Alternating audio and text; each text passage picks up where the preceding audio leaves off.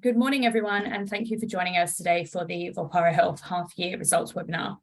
On the call and presenting today is CEO and Managing Director Terry Thomas and Chief Financial Officer Craig Hadfield. Before we start, I'd just like to remind you that if you do have a question, you can ask them at any time, although they will be addressed at the end of the call, and you can do so by using the Q&A facility at the bottom of your screen. So the call will be recorded and will be made available on the Volpara website shortly after its completion. I'll now hand over to Terry to begin. Hello, thank you, Hannah, and thank you everyone who's attending for your time this morning to hear about our excellent results for the half year 23, which ended on the 30th of September. I first want to also thank our investors who've increased their investment with us in the last 6 months. Your support helps us make a real impact on the lives of millions of people. And for those of you that don't know us, Volpara is a health technology company whose breast care software supports the best quality mammograms, informing patients and providers about breast density and delivery of personalized breast care. We're a software as a service vendor, and we're on a mission to save families from cancer. Today, we're going to cover the following: the half-year results, which show a 37% increase in revenues with greater improvement in EBITDA, and the business outlook and key events coming up. I'm joined today by Craig Hadfield, our Chief Financial Officer, based in Wellington, and we are all available for questions at the end of the main report, which you can ask either by the Q&A function call or by raising your hand to speak verbally. And with that, let's get started. Now, before we get to the numbers, I did want to, which will be the focus of this half-year call, by the way, I did want to talk for a moment about the character of our company. As noted on our introductory slide, we do have a strong purpose, which is saving families from cancer. And this purpose is what drew me to the company to begin with. And it's very important to me, to my Volpara colleagues, and it fuels the passion for what we do. We're lucky to attract some very dedicated staff because of our purpose, but that's not always enough. We are an ethical company, and our purpose is one part of that. We are proud to have validation through achieving B Corp certification that we pay attention to a broader set of principles in our daily business that we think will provide a positive return on staff satisfaction, impact investor alignment, customer pride, and simply doing what's right. We recognize that our staff are our true secret sauce, and we're committed to investing in them, growing their skills, and ensuring that Volpara is a company for which they're proud to work. As a company that does a lot for women's health, we've now achieved a 50-50 gender split on our board, and we have very strong gender diversity across our staff, quite unusual in the tech industry. We stand firm and strong on our 2 feet, grounded in our purpose and profit, and our company has a lot to be proud of in our staff and how we operate. So let's shift to the impact and the numbers. You want to take it for a minute, Craig? Yep, cool. Thanks, Terry. Good morning, and thank you, everyone, for joining. I'm just gonna summarize some of our results from the quarterly 4C for the first half of the year before I recap on some of the financial numbers from the half year. So our contracted annual recurring revenue hit $24.1 million US. That was up from $20.4 million US last year, or 18%. That's a record increase over a trailing 12-month period. CAR is trailed by ARR, which now sits at $19.1 million US. And that's up 27% or 4.1 million year on year. Our market share is now sitting at 40.5 million. That's up from about 34% at the end of March. So about a 6.5% increase over the last period. Looking at the balance sheet, as of 30 September, we had a little over 11.6 million of cash on hand, as well as access to a $10 million facility through a revolving credit facility in place with Kiwi Bank, our main commercial bank. Net cash outflows in the second half of the year are expected to significantly and in line with the cost savings we've noticed previously. We're seeing those play out now. And as stated before, we firmly believe we have sufficient cash on hand to reach cash flow break even within our guidance period. If you'll go to the next slide, thank you. So let's look at some of the traditional accounting metrics. Accounting revenue, as Terry mentioned, was 16.9 million, or up 37% over the same period last year. Constant currency, there was 22%, so still solid growth. As in the prior year, 96% of revenue was recurring in nature, with only 4% being capital. This focus on recurring revenue streams has stood us in good stead, both from a revenue and a cash flow perspective, with consistently increasing metrics on both fronts, quarter on quarter, year on year. We're not subjected to a lot of the wild swings that some of our competitors have, where they are mainly focused on capital sales. And this also allows us to plan ahead, and we firmly believe that this will help us reach profitability within the next 12 to 18 months as we've guided towards. Gross margins have crept up a little. They're now just under 92% as we continue to gain efficiencies on our cloud usage. This means our gross profit increased 38% from 11.3 million in the prior period to 15.5 million now. Just go to the next slide, please, Hannah. There we go. Operating expenses increased 3.4% compared to the prior period, when constant currency actually decreased 2.5%. So where our sales and marketing and product R&D costs increased, largely as a result of increased headcount, which was obviously changed towards the back end of the half year with the restructure. D&A costs decreased equally to really leave our costs materially flat year on year. Looking ahead, we expect our expenses to decrease by about 3 million in constant currency over the second half of the year, and then somewhere in the region of $7 million next year for the full year. If we look at normalized non-GAAP EBITDA, excluding one-off and non-cash items, that's improved from a loss of 6.4 million last year to 4.2 million this year, or a 33% reduction. Accounting net loss after tax has also improved 38% from 8.5 to 5.3. Both of these are largely due to increasing revenues, more than offsetting the small increase in OPEX costs, and we'll see that improving even more in the back end of this financial year and going forward. And lastly, just want to touch on our guidance. So we guided the market to $31.5 to $33 million for the financial year 2023. We're now upgrading that to 33.5 to 34.5, somewhere in that range. And that reflects both solid organic growth on a constant currency basis, as well as the strong US dollar, which is starting to unwind, but is still strong. And with that, I will hand back to you, Terry. All right, thank you, Craig. Busy and exciting time for Volpara.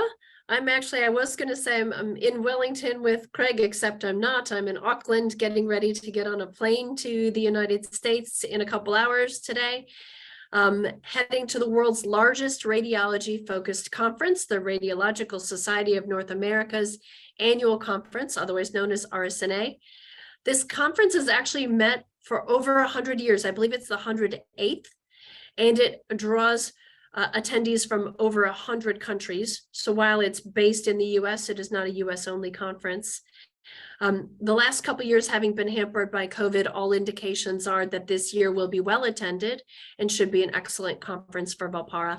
Our schedules certainly are jam-packed, including numerous different elephant type prospective customers, some current customers, partners, and collaborators.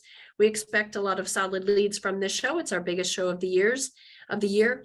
And it's also where we get to connect with a lot of leaders in the scientific community, see their presentations, network with them. Our former CEO and founder, Ralph Heinem, is going to be taking me around and showing me some of the movers and shakers in the industry. So I'm quite excited about that. There are over 400 educational presentations and nearly 700 exhibitors.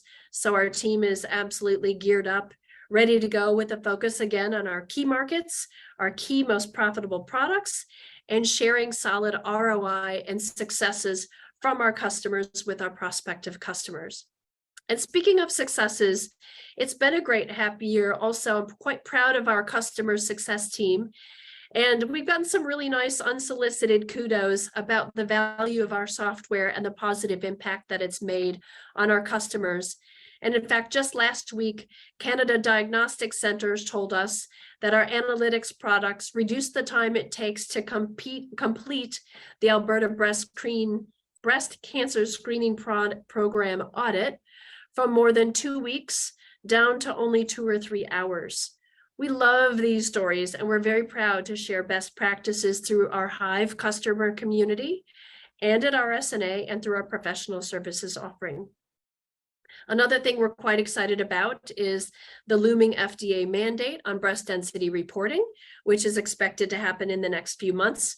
We've been looking forward to this for a couple of years, and we expect this to be a turning point for the US, but we also know the rest of the world is watching.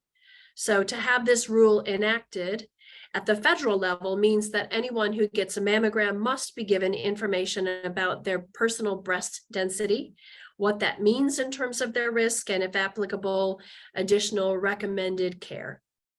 We do have the very best density software in the industry. We are by far the most clinically validated and precise volumetric measurement out there. Our product is superior to the handful of other options that provide density information. And of course, this endorsement by the FDA very publicly validates the importance of breast density and the basis for founding our company. We hope and we expect that other countries will follow the FDA's lead. With the USOBI recommendations in Europe last year, we expect to see more interest in Europe, and we'll be watching this carefully at RSNA as we plan for expansion once we've hit profitability. We'd love to see density become much more prominent in Australia, also New Zealand, and potentially opening up other markets for us elsewhere in the world. But it's not just about breast density. A topic of growing importance in the US and elsewhere is risk of cancer, breast and others. Volpara's volumetric density is the only breast density measurement validated for use in the most widely accepted risk assessment model, the Tyrer-Cuzick 8 risk evaluation tool. More importantly than that, we are excited about this because we're committed to the education, informing women, providing personalized care and precise risk assessments that take density into account as the very best way to save families from cancer. The best news about this ruling is that it's the best thing for women. It will save lives, and that's important to us. That's everything I'd prepared to say, but I'm also going to say, because I believe that life's too short to not have fun, that we're actually going to debut a company mascot at RSNA, and it's goofy and it's funny and we love it. So I'm just going to dangle that there is a teaser and open up for questions. Thanks, Terry. We do have a few questions that have come in. All right. I will read them out to you. So, number one, what was the main driver of revenue growth? Our revenue growth has been a mix of new customers and existing customers adding on fairly equal split across our analytics product, our patient hub product, and our risk pathways. So there's not any one that's a main driver over the others. It's actually kind of nicely, roughly a third, a third, a third. Okay, thank you. Do you maintain your timeline to profitability even with a shrinking cash balance? I feel good about our timeline to profitability. Feel good about how we're doing in terms of our cash and our collections. And so we stay firm with our guidance on that. All right, thanks. And I think these may be for you, Craig. There is talk of potential impending recession in Australia, New Zealand, and the US. How may this impact your revenue on a constant currency basis? And have you factored this into your forecasts? Go ahead. Cool, thanks, Hannah. Yeah, so constant currency for the half year, we grew 22%. We expect to see the business growing at a similar rate over the second half of the year and out into FY24. I think the evidence there is backed up by the difference between CAR and ARR. We have a lot of business that's signed that we are busy installing at the moment. Some of that is, and we've mentioned many times before, dependent on Epic and them going live, particularly with our Risk Pathways product. But also, obviously, staff shortages are still, real in the US. So we do work with our clients on that, but we maintain we're happy with the growth rate somewhere in the region of 20% on a constant currency basis. In terms of how that impacts on our cash flow, as I mentioned, I think on the last 4C, we have hedged our cash flows from the US to New Zealand, where we're currently hedged at about 63 cents to the US dollar, New Zealand dollar. Obviously the US dollar's moved quite significantly in the last month, where the New Zealand dollar's gotten stronger. So our hedges are almost neutral. But I think importantly also about those hedges is they are not options. They don't cost anything to enter into. We have just hedged our cash flows forward. So I think we've hedged out into FY26. And what that does is that it gives us a lot of certainty as a business as to our cash flows. And remember, a lot of our cost sits in New Zealand. So giving us that certainty around cash flow from the US to New Zealand allows us to plan ahead, and that's really what the hedging strategy is about. But I'm confident that we have a good constant currency growth rate for revenue going forward, at least for the next 12 to 18 months. And our cash flows and forecasts still allow us to meet our target that we've given the market in terms of cash flow profitability, FY24. The other good thing with this is that as a SaaS company, a lot of our revenue is fairly predictable and recurring. And in a recession, healthcare tends to actually do all right. People actually get sick and cancer continues to happen. And, we want to end cancer, but the reality is that we are in an industry that isn't subject to the same kind of fluctuations you might see in other industries in a recession. All right, thanks. There's one more that relates to the currency. Is the guidance upgrade driven only by currency movements, or is there a genuine upgrade in underlying revenue? Yeah, so we thought that we would have revenue growth somewhere in the region of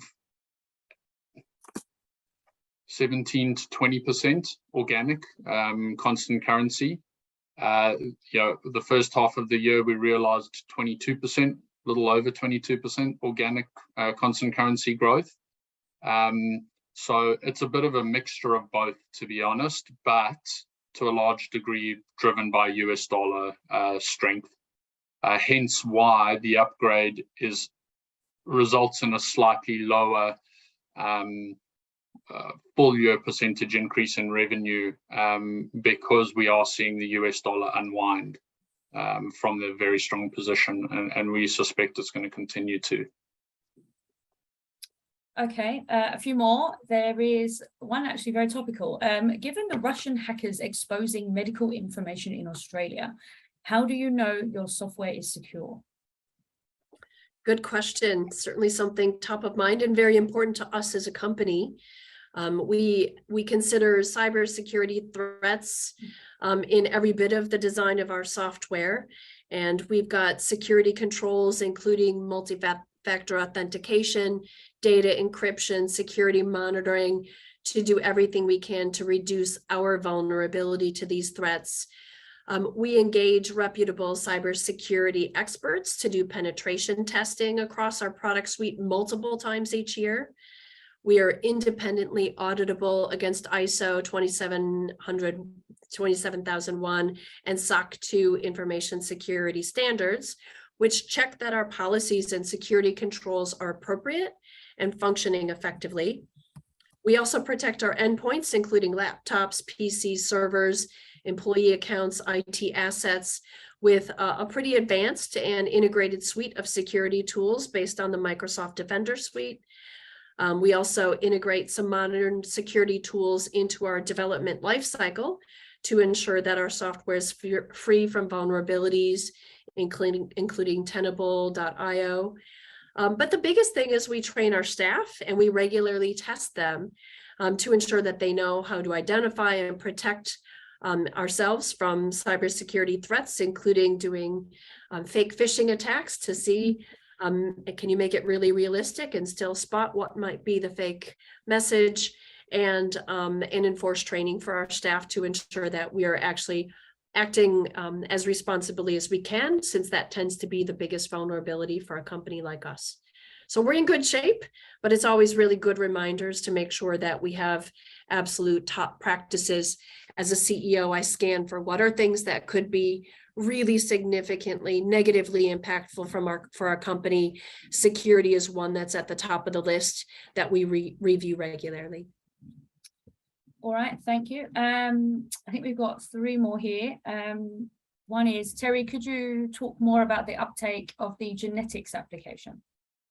Yep. So we don't have an application specifically, but what we do is we gather information in our risk pathways application, and we package that information up, whether it's gathered directly from a patient in a survey or the electronic health record.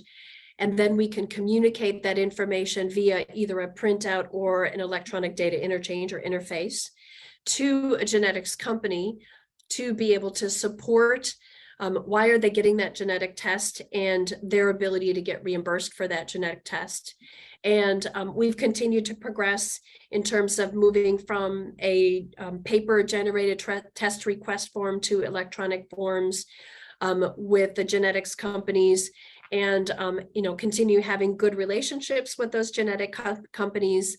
Our customer success team and our new professional services is pulling together more of the processes and people to support leveraging that technology. So we've got a handful of customers that are doing this and others that are engaging with us and learning how to do it. So it continues to progress. It's growing. It's not something that can be turned on overnight, because it does involve the roles of either genetic counselors or other healthcare providers outside of a radiology workflow. However, we think it's the right thing for women, and there certainly is interest in the industry, and it's something we'll be talking about more at RSNA as well. Okay, one for you, Craig. The guidance is implying only very modest revenue growth in 2H23. Why is there not stronger growth, as this does not align with your growth outlook and improving profitability?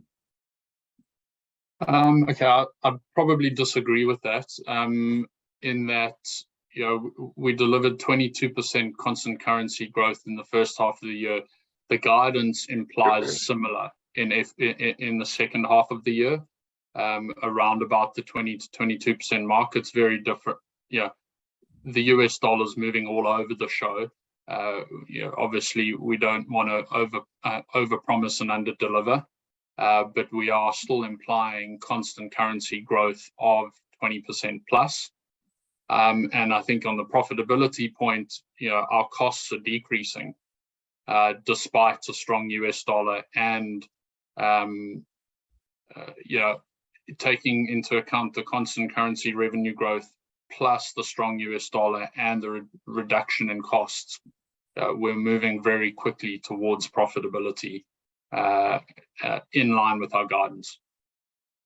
I think our strategy has been clear. We wanted to protect our top line growth while we looked internally on some cost cutting and some operational changes. So we are continuing on that strategy pretty much exactly as laid out. All right, we've got 2 more and then one from the floor. What percentage decrease in costs can we expect to see in the full year results and next year's half year results? Go ahead. Cool, thanks. On a cost basis, we mentioned earlier about $3 million of costs will be taken out of the business in the second half of the year compared to the first half. And in FY24, we're looking more at around the $7 million mark, with obviously continuing growth in the top line as well, and hence heading towards that profitability that we've been mentioning. Okay, I think we must have answered the one from the floor because it's gone now. Final question. Regarding the FDA mandate, are we considering the scale-up requirements that would need to be met if the mandate goes through, and how we would meet them? Can you provide some more detail on this? Okay. The deployment of our software for reporting density, which is one of the areas that's our scorecard product, which is often sold with our analytics product, is not a super heavy lift to install. And so in terms of the size of our team and what we anticipate that we would need from to support growth in some of the states that don't already have reporting requirements, we will certainly evaluate, do we need to add people as we go, but we're cautious about not adding people before we know that we need them. Scale up time is still a question mark. So while the requirement of notifying people of those requirements is expected in the next couple months, how long the healthcare organizations have to comply with that is still uncertain. So we don't anticipate that this is something that would be like a flipping a switch overnight and all of a sudden we've got a whole bunch of organizations that need to do something immediately. So we expect that we'll have time to be able to do what we need to do to support any kind of increase in sales related to those requirements. I'll remind, for those that aren't aware of this, 38 out of 50 states do have some rule in place right now about reporting density. This new FDA level makes it consistent across the United States. However, we already have some practice in how to be able to support this state by state. All right, thank you very much, Terry. There are no more questions. So before I hand back to you for closing remarks, I'd just like to thank everybody for joining us today.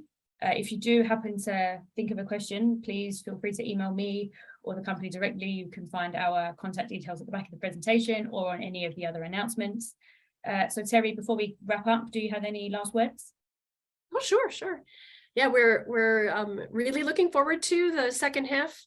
It's going to be a good year.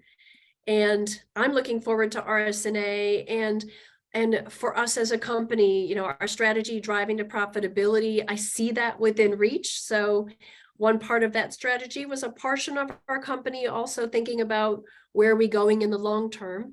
So as a company, we're going to be doing some fun engagements post RSNA, looking at the status of the industry and what might be the next big leaps after profitability. So this next year is going to be an exciting time, and look forward to seeing some new directions for our company going forward. Thank you very much. And thank you everyone for joining. Thank you.